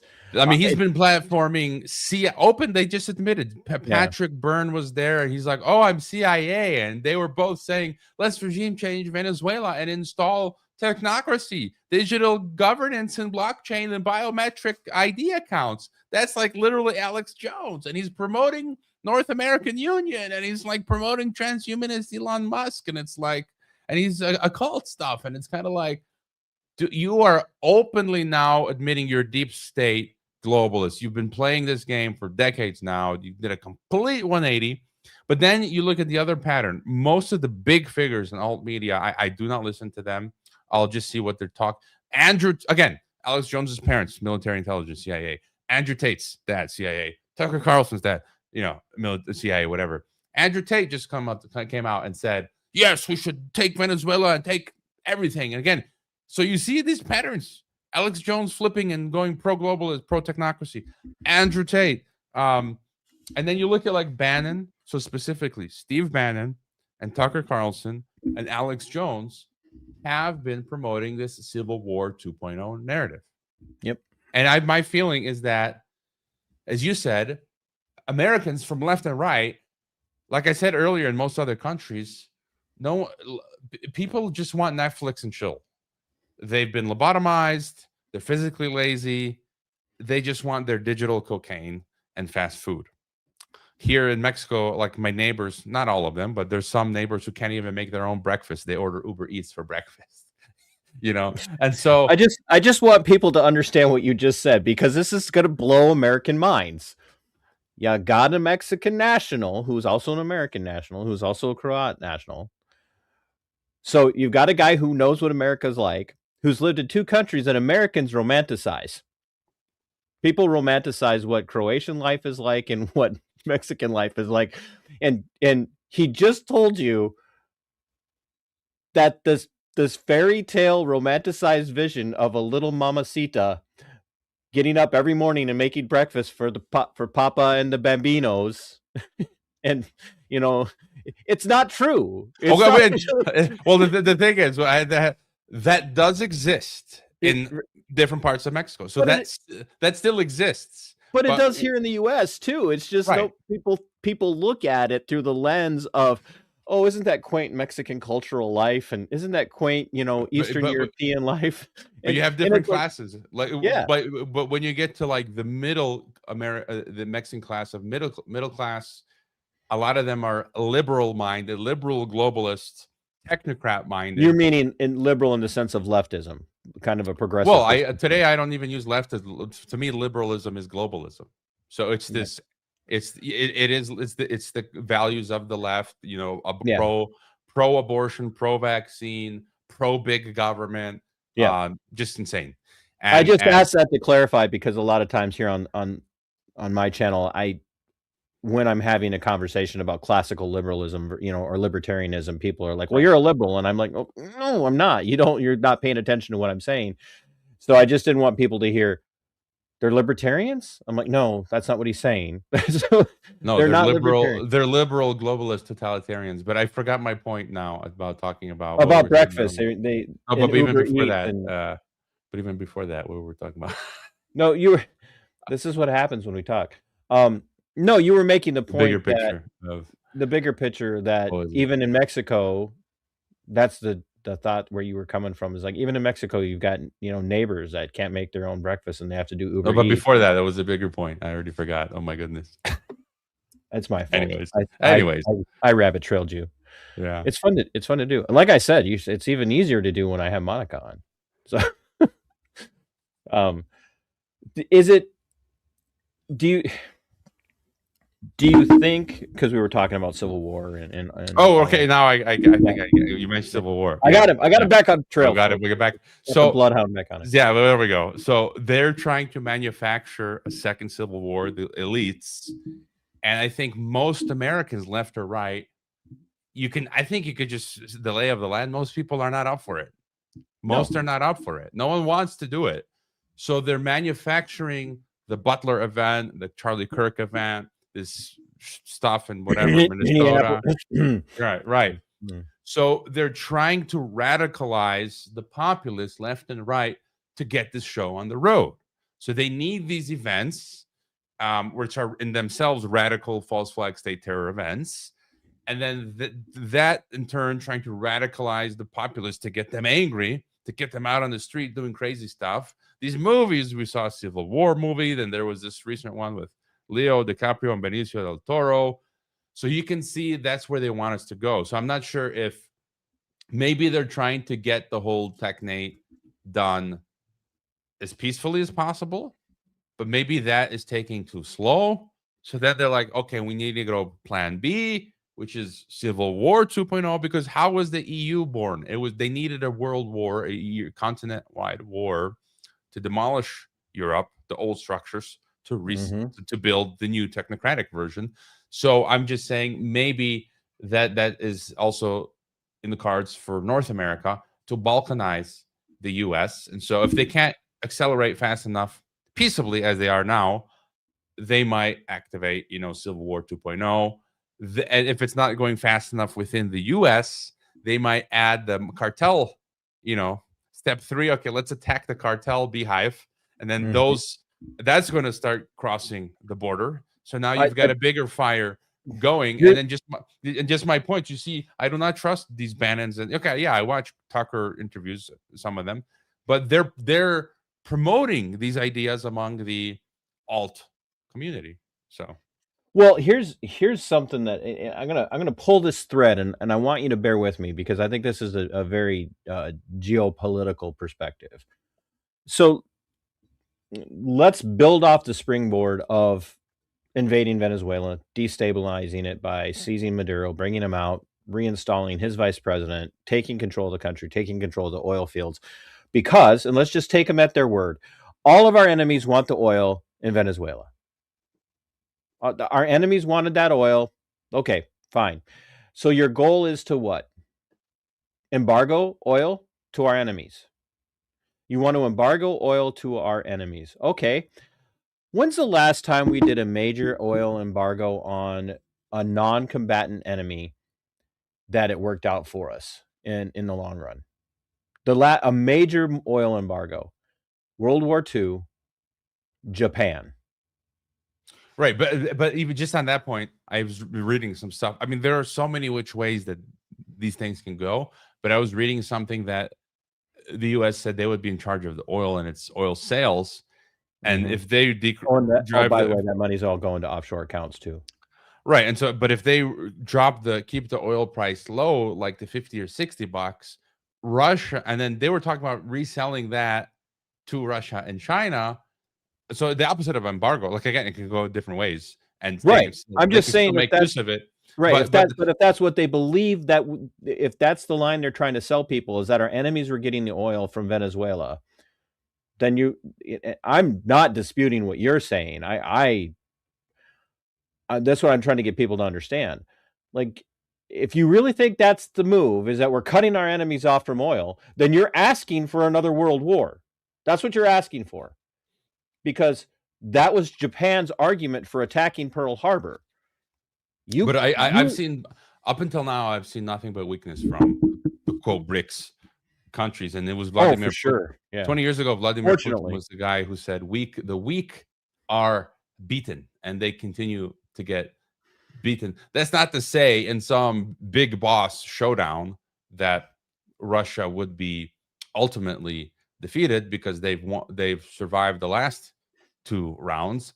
But I heard analysts saying Russia needs like $67 barrel of oil to survive, and so one strategy could be the U.S. taking the Venezuelan oil, lowering the price, which is going to be hurting Russia big time. But someone on my comments today was saying, isn't it interesting, we had a pandemic, the Spanish flu before.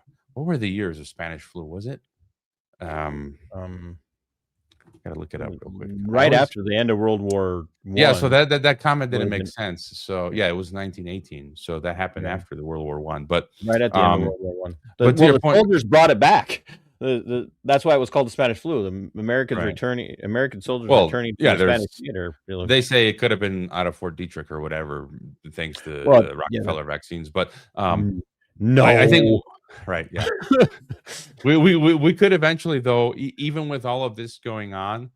A lot of the smart people say, like Simon Dixon and others, we're not going to have an actual third world war, because I've had some guests say that, first of all, there's not enough energy from any of the parties to, for the tanks and all the equipment to actually carry it out World War II style, right? Because you're not going to have enough energy for all of that, right.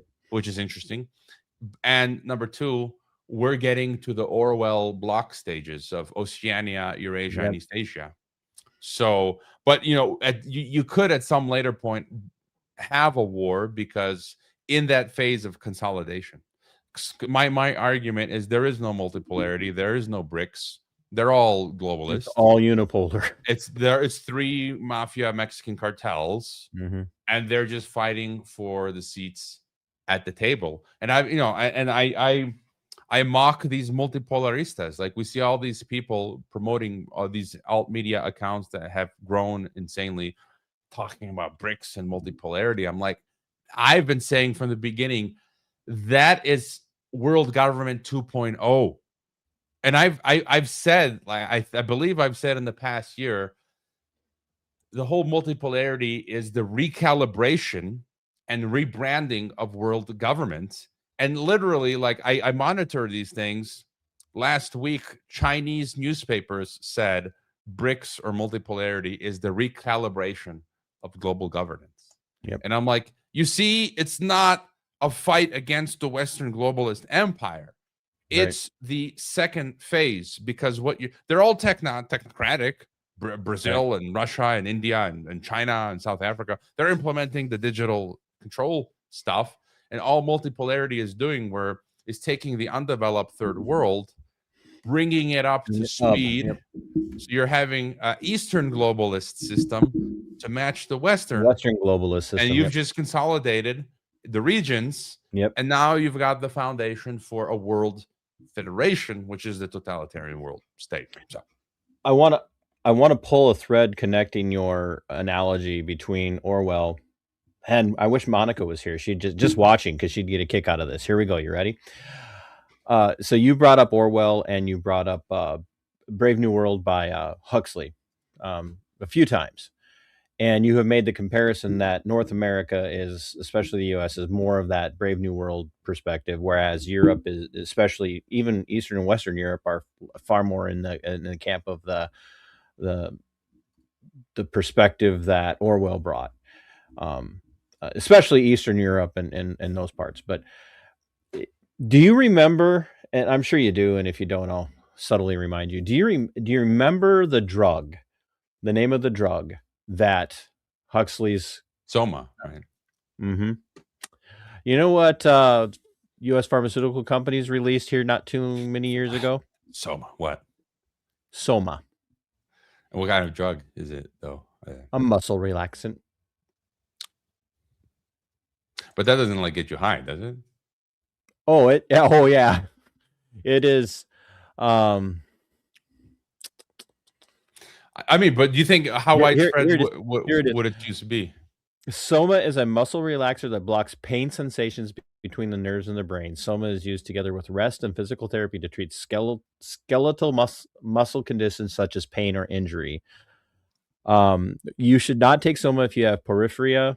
That's a genetic disorder. And then it goes down and it lists some of the warnings.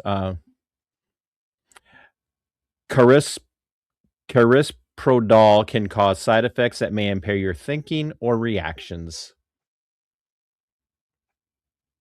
I see it. I mean, I wouldn't be surprised if at some point it becomes like a mainstream Soma drug, because all the other stuff that we had, like Elon Musk and these books going back decades, where Werner von Braun saying a guy called Elon would come and talk about going to Mars, and then grok was this term again from the sci-fi writers. I don't know if it was Robert Heinlein again or someone else, and now we have grok. And so it's kind of like, yeah, you were talking about this in the space the other day about Heinlein and grok and yeah, the Wogpog. I wasn't fully aware of the grok thing, of that being written about half a century ago, and now it's like grokking. It's like, yeah, these things have been planned for a while. Yeah, I gotta, it's Soma had just come out. I don't know. There may have been variants of it in the past, but it's resurged. And it's a perfect example of, and it goes to the argument about fentanyl and carfentanil here in the US. What are people looking for? They're looking for an out. They're looking for a high. They're looking for something that takes their pain away. And that was the big thing in A Brave New World. These people were looking for something that they could check out. They But just wanted we have so many options today, though. Like the last I read, half of America is on prescription drugs, which gets you high and all that. And I've seen Americans, like, I don't do any of that stuff, and they're like, they smash some of the prescription drugs, mix it with alcohol, and then that gets you high. And then you've got the other half with the illegal drugs, then you throw on alcohol, and then the digital cocaine is a form of high. And then now they're pushing, there's the marijuana, and now they're pushing the LSD stuff, which I think is part of this as well. And then that goes off on the new age tangent. My escapism is watching sci-fi films. That's basically, and a little bit of video games, but again, that's also another form of Soma. Harari said, we're going to get you drugged up. You useless eaters are going to, you can play video games, Netflix, and chill, and do drugs. So no, yeah, absolutely. And it's, I'm kind of judgmental. I know that'll shock people. I know that you have I'm surrounded very often, whether, and this is not a judgment per se on the individuals, but it's like, hey, did you watch the game last night? And I'm like, no, I didn't. What? I'm like, bread and circuses, bro. And they're, and they look at you like, what are you talking about? Like, you don't get the reference? No, okay, that's important. So something you brought up that is so important. I'm the same. I don't watch any sports, especially after I interviewed Brian Toohey on my TNT show. I asked him to come back on the podcast, and he's like, yeah, let me check my schedule, and never came back. He was on Monica. NFL. No, he wrote the books on how, like, most of sports is rigged, which I believe.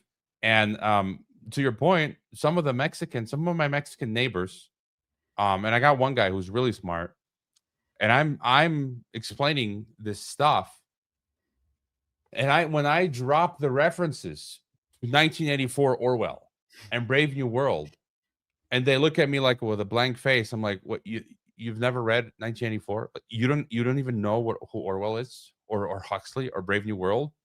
You cannot actually communicate any of this stuff to them. They don't have the reference. They cannot understand dystopia and the boot stamping out the human face forever. I mean, this is the point where we got with our lemmings that live around us.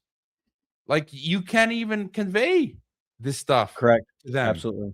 And they're like, oh, but these apps are so amazing. Like, they don't understand the concepts of privacy and liberty and how all of this stuff links. Like, yeah, I want to pay with my contactless, with my digital peso, and these apps. It's all amazing. They installed the algorithm. Did I tell you they installed the algorithm ghetto in my house, my community? So I live in a gated community. Yeah, you gated community, and I heard you there again talking about that. They installed a biometric exit and entry, face scanner, and a biometric fingerprint reader a few months ago. And I said, hell no. And I forced them to buy the physical tags. So I just swipe the physical tag to enter and exit. And then they have plans to put in a digital application. So everyone who lived here would have to download this digital app and manage your whole life. And then it's some guy in Mexico. I don't know who the hell this guy is. He's going to have all my data. I said, there's no way in hell I'm using this digital app. But they're all like, and they look at you like, yeah, exactly. Why not? Oh, exactly. And, I want to give you the opportunity to kind of wrap up your thoughts, and that's why I wanted to have this conversation and start from the launching pad of the invasion of Venezuela, because it's never really just about what we're seeing. It's easy on the surface. Like, I threw this out with the incident in Minneapolis the other day. I'm like, bam, just like that. What are we not talking about? We're not talking about Epstein. We're not talking about the invasion of Venezuela. We're now talking about this episode. And what are they doing? They're dividing us. Like, and then and I'm sure you have those moments where you sometimes kind of get sucked back into it. You're kind of like, and then you have to pull back. But it's never about what's actually happening. It's always something deeper. So I want to give you an opportunity to, kind of give the audience some closing thoughts what you think the next bombshell, if you will be, not in a prophetic word. Please, if you try to give me a prophetic word, I will show up in Mexico and stone you, just because you're a false prophet. But and I want to see your house. But but you're just kind of a predictor, if you will, based on what you know of how things are, what the next event might look like and why. I guess my real snapshot to extrapolate is just consolidation of the North American technates and the other regions respectively. In some areas they might use skirmishes or wars. I think one scenario is Europe. They might do a war in Europe again and throw Europe at Russia again. It's like easy. And in that, the aftermath. Do you think do you think that would springboard off of Ukraine, or do you think it might be another? Right. It probably, something to do with Ukraine, because there was a white paper that I read years ago that I lost. It was like a globalist white paper where they said the EU is going to collapse from 2030 to 2035. And it's strange that all of a sudden the algorithm and alt media has been promoting abolish the EU. So again, like, the algorithm never promotes this stuff. So it's like, if they are doing it, maybe it's part of some strategic calculation on the part of the elite, where they've seen maybe they've gone as far as they can with the EU. So all they would be doing is dismantling it, using a narrative for that dismantling, like a war. And then in the aftermath, build back better, a 2.0 version. It's not like where have we heard that before? And then again, if you look at the Orwell map from 1984, his book, you have Oceania, which is the Western Hemisphere, more or less. And then you have the second block is Eurasia, which includes the Russian Federation and Europe. And then East Asia is like China and its neighbors. And so it's like they need to create these bigger regions. And Putin gave a talk the other week. It's again fascinating. He says that because he's down with all of this. He's promoting a Eurasian Union, which is modeled on the EU. I found white papers that said Eurasian Union is a copy of the EU. And Putin said, well, if we mixed the Russian GDP with the European GDP, we'd have a bigger GDP than the US. And it's like, well, that's Eurasia from Orwell, Yeah. And so I could see that moving along. Greater Israel Project. Yeah, they want to create the Middle Eastern Union. You read Council of Foreign Relations articles going back 10, 20 years. They've said we can use the pretext of war with Iran to create an EU-like Middle Eastern Union and the Arab, NATO version as well. So I think that, and then just the biggest for us is the neo-techno feudalism. Just they are impoverishing us completely everywhere. Like, it's hard to buy out properties. I mean, in where I live, I can't believe this, because I live in Guadalajara, the second biggest city in Mexico. Some of the home prices, I kid you, again, it depends. You can find something for everyone, but some of the home prices that I've seen, like middle class, from where are we at now? From $200,000 and to $3 to $4 to $500,000, and these are like 3-bedroom standard type homes. You think we got it rough, folks? That's a lot of pesos, right? And so so my point is the wiping out, the attack on the middle class is one of the biggest things going forward. The way they're keeping the wages suppressed and inflating everything, and this is happening everywhere: USA, Mexico, Europe. I know people, young couples who are full-time workers, absolutely cannot afford a mortgage to buy an apartment, to buy a home, to even build their land, to buy their land or build a home. So cannot afford a home or none of the middle-class trappings like our parents had. And that's just going to continue to absolutely get worse. Hey, so yeah. I can't give you liberty, but I can give you a 50-year mortgage. I mean, isn't that the biggest joke? 50-year mortgage, like that. That's like literally the opposite direction. Rent your house for, we're just rent your house for 50 years. And pay for everything. 15-year car loan, right? Yeah. I've never in my life had a car lease. I always paid in cash and bought used cars. So it's you might be buying mules pretty soon if you keep talking smack. So, man, brother, I cannot thank you enough. We need to do this more often. Follow you all the time. We chat once in a while, and I listen to you constantly, and especially when you do cognitive dissonance with the crew. And I am disappointed that you guys didn't pick my name for the show, but that's fine. That's which part of I can't even remember what it was now. I can't remember. I just you guys picked somebody else's title, and you mean cognitive dissonant? Yeah, I submitted a name, and Monica's like, "That's really good. I'll run it by the guys," and then you guys went with something else. So I forget what you. I don't even remember. It's been so long now.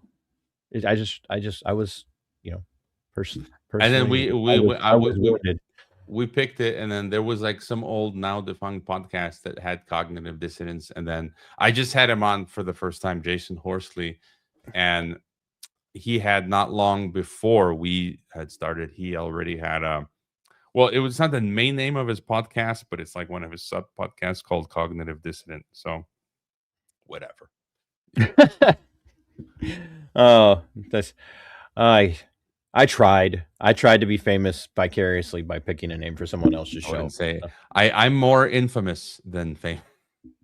Well, that's my kind of famous. So, well, I really appreciate it. You get out of here, I'll do a close, and leave it on your end if you want to, because it's recording on your side, so you can use it until it says done. Yeah, clip it out however you want. And thank you for bringing a level of expertise as a guest to the show that I can't provide myself.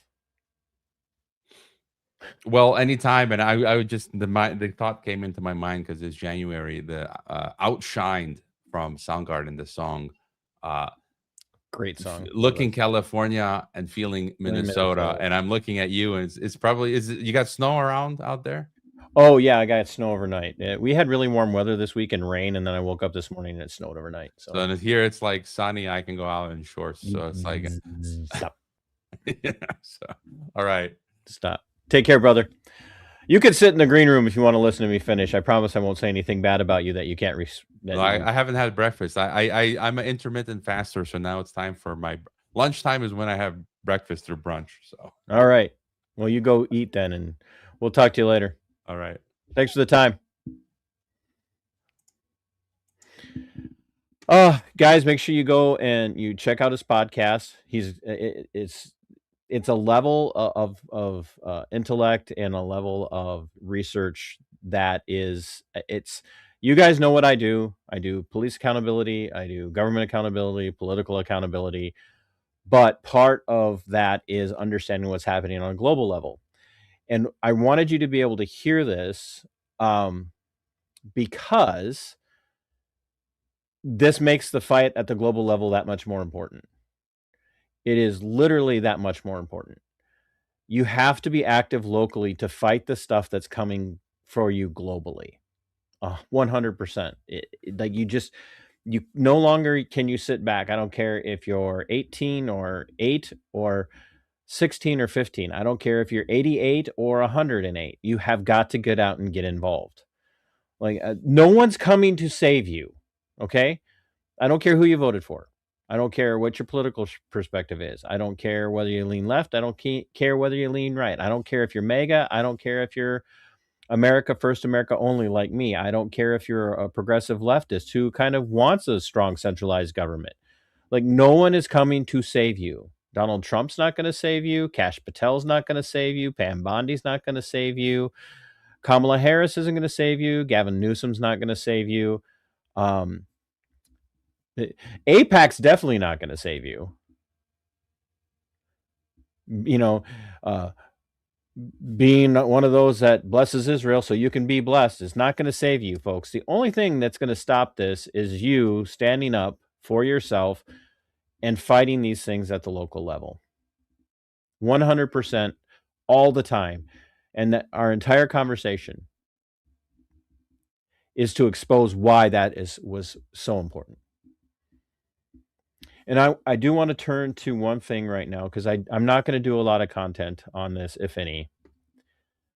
But folks, here in the US, especially here in Minnesota, where I'm at, but here in the US, we are in the middle of an op. We are in the middle of an operation.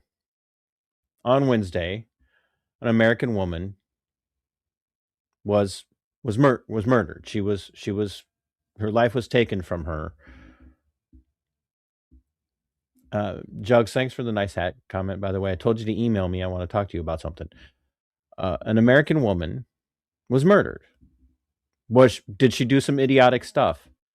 Yes, she did some idiotic stuff. That does not change the fact that what happened to her was murder. And I have, and I will continue to say that from that perspective, I cannot brook associations with people who are applauding that.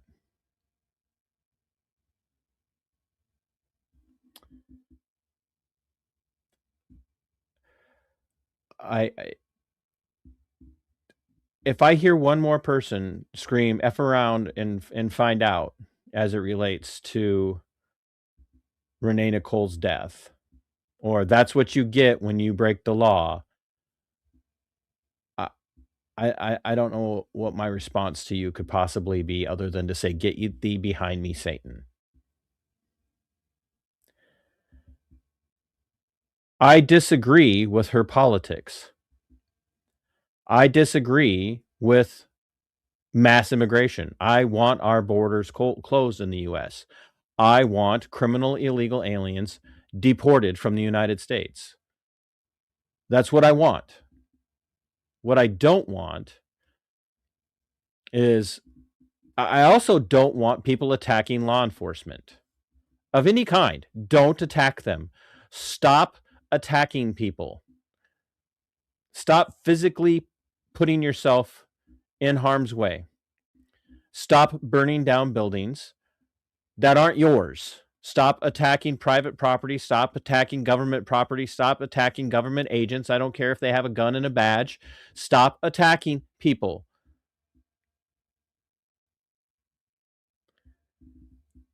Let cooler heads prevail.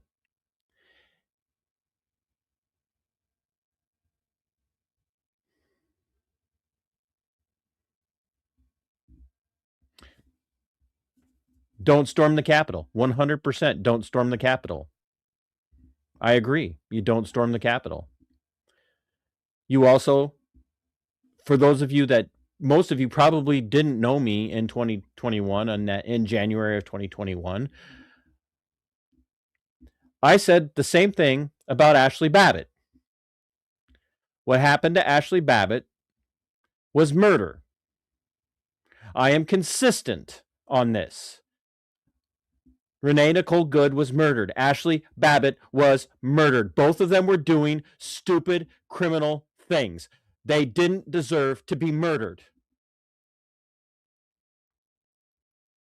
And you are all being played if you think that's all this is about.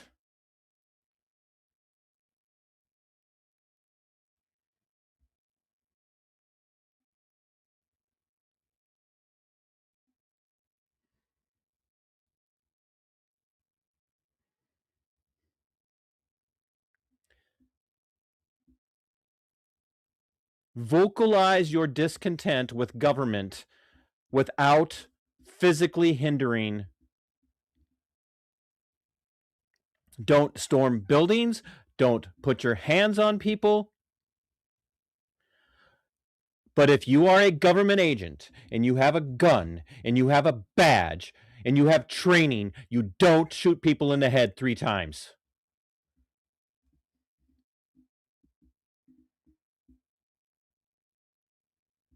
And then claim you were scared for your life.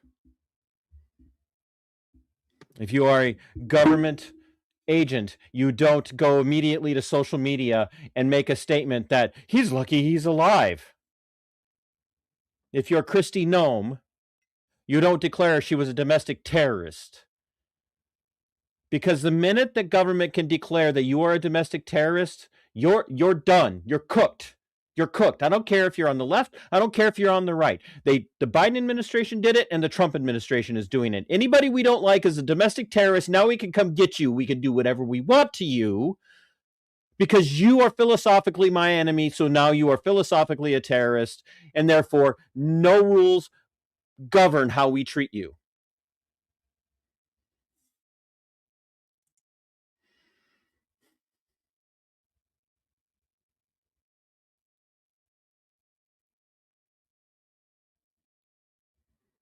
We are in a precarious time, my friends, and now is not the time to get into pissing contests with uncontrollable people who have no responsibility and no accountability. Do not get into a pissing match with them.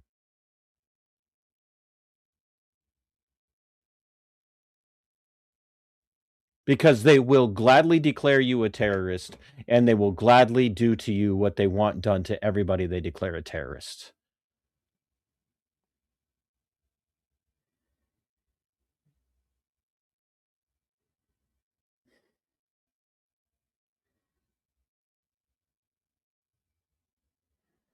But please do not get sucked down into the skirmish between left and right on this issue, because this is not a left and right issue. This is a human being issue versus a monster issue. And while they have MAGA fighting against leftists on this and declaring that, one side declaring that all of you are evil and the other side declaring no, all of you are evil, they're going to continue to do this. And they will quietly declare everybody that disagrees with them a terrorist so they can justify doing this to more people. That's a fact.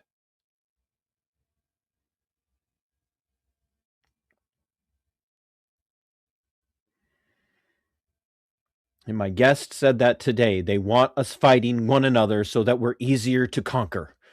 And by God, I do not want to be easier to conquer. I want to be able to stand next to my progressive leftist neighbor and say, we're not putting up with this anymore. I want to be able to stand next to my MAGA neighbor and have them say, we're not putting up with this anymore. I will fight for you.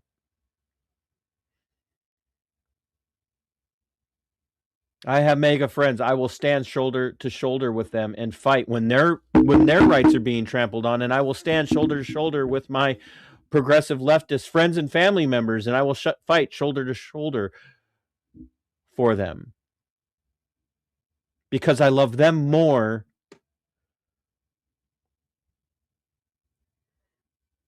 then I love loyalty to a brand.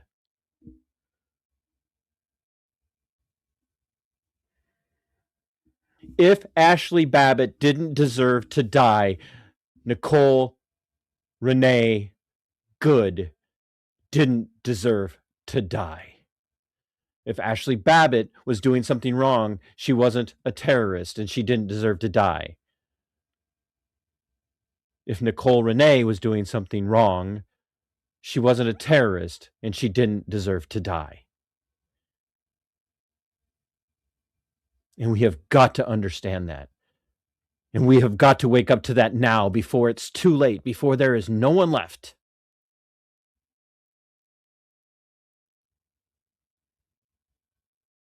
And it's getting to that point. You're being played and you're letting them play you, and you think you're winning the fight and you think you're winning the philosophical argument, and you're not. You're a tool to them. You're a useful idiot to them, and you're willing to applaud the death of a fellow American because your side's winning.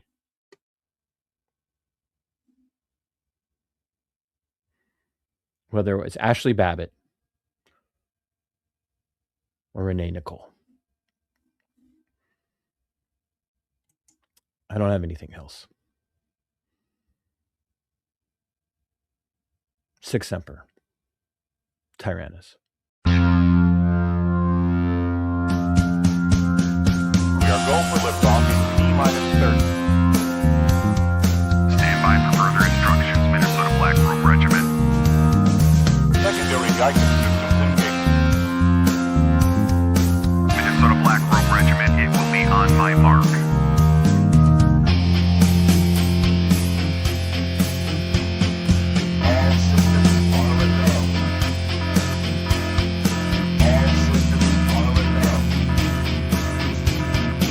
Minnesota Black Robe Regiment, you are over the target.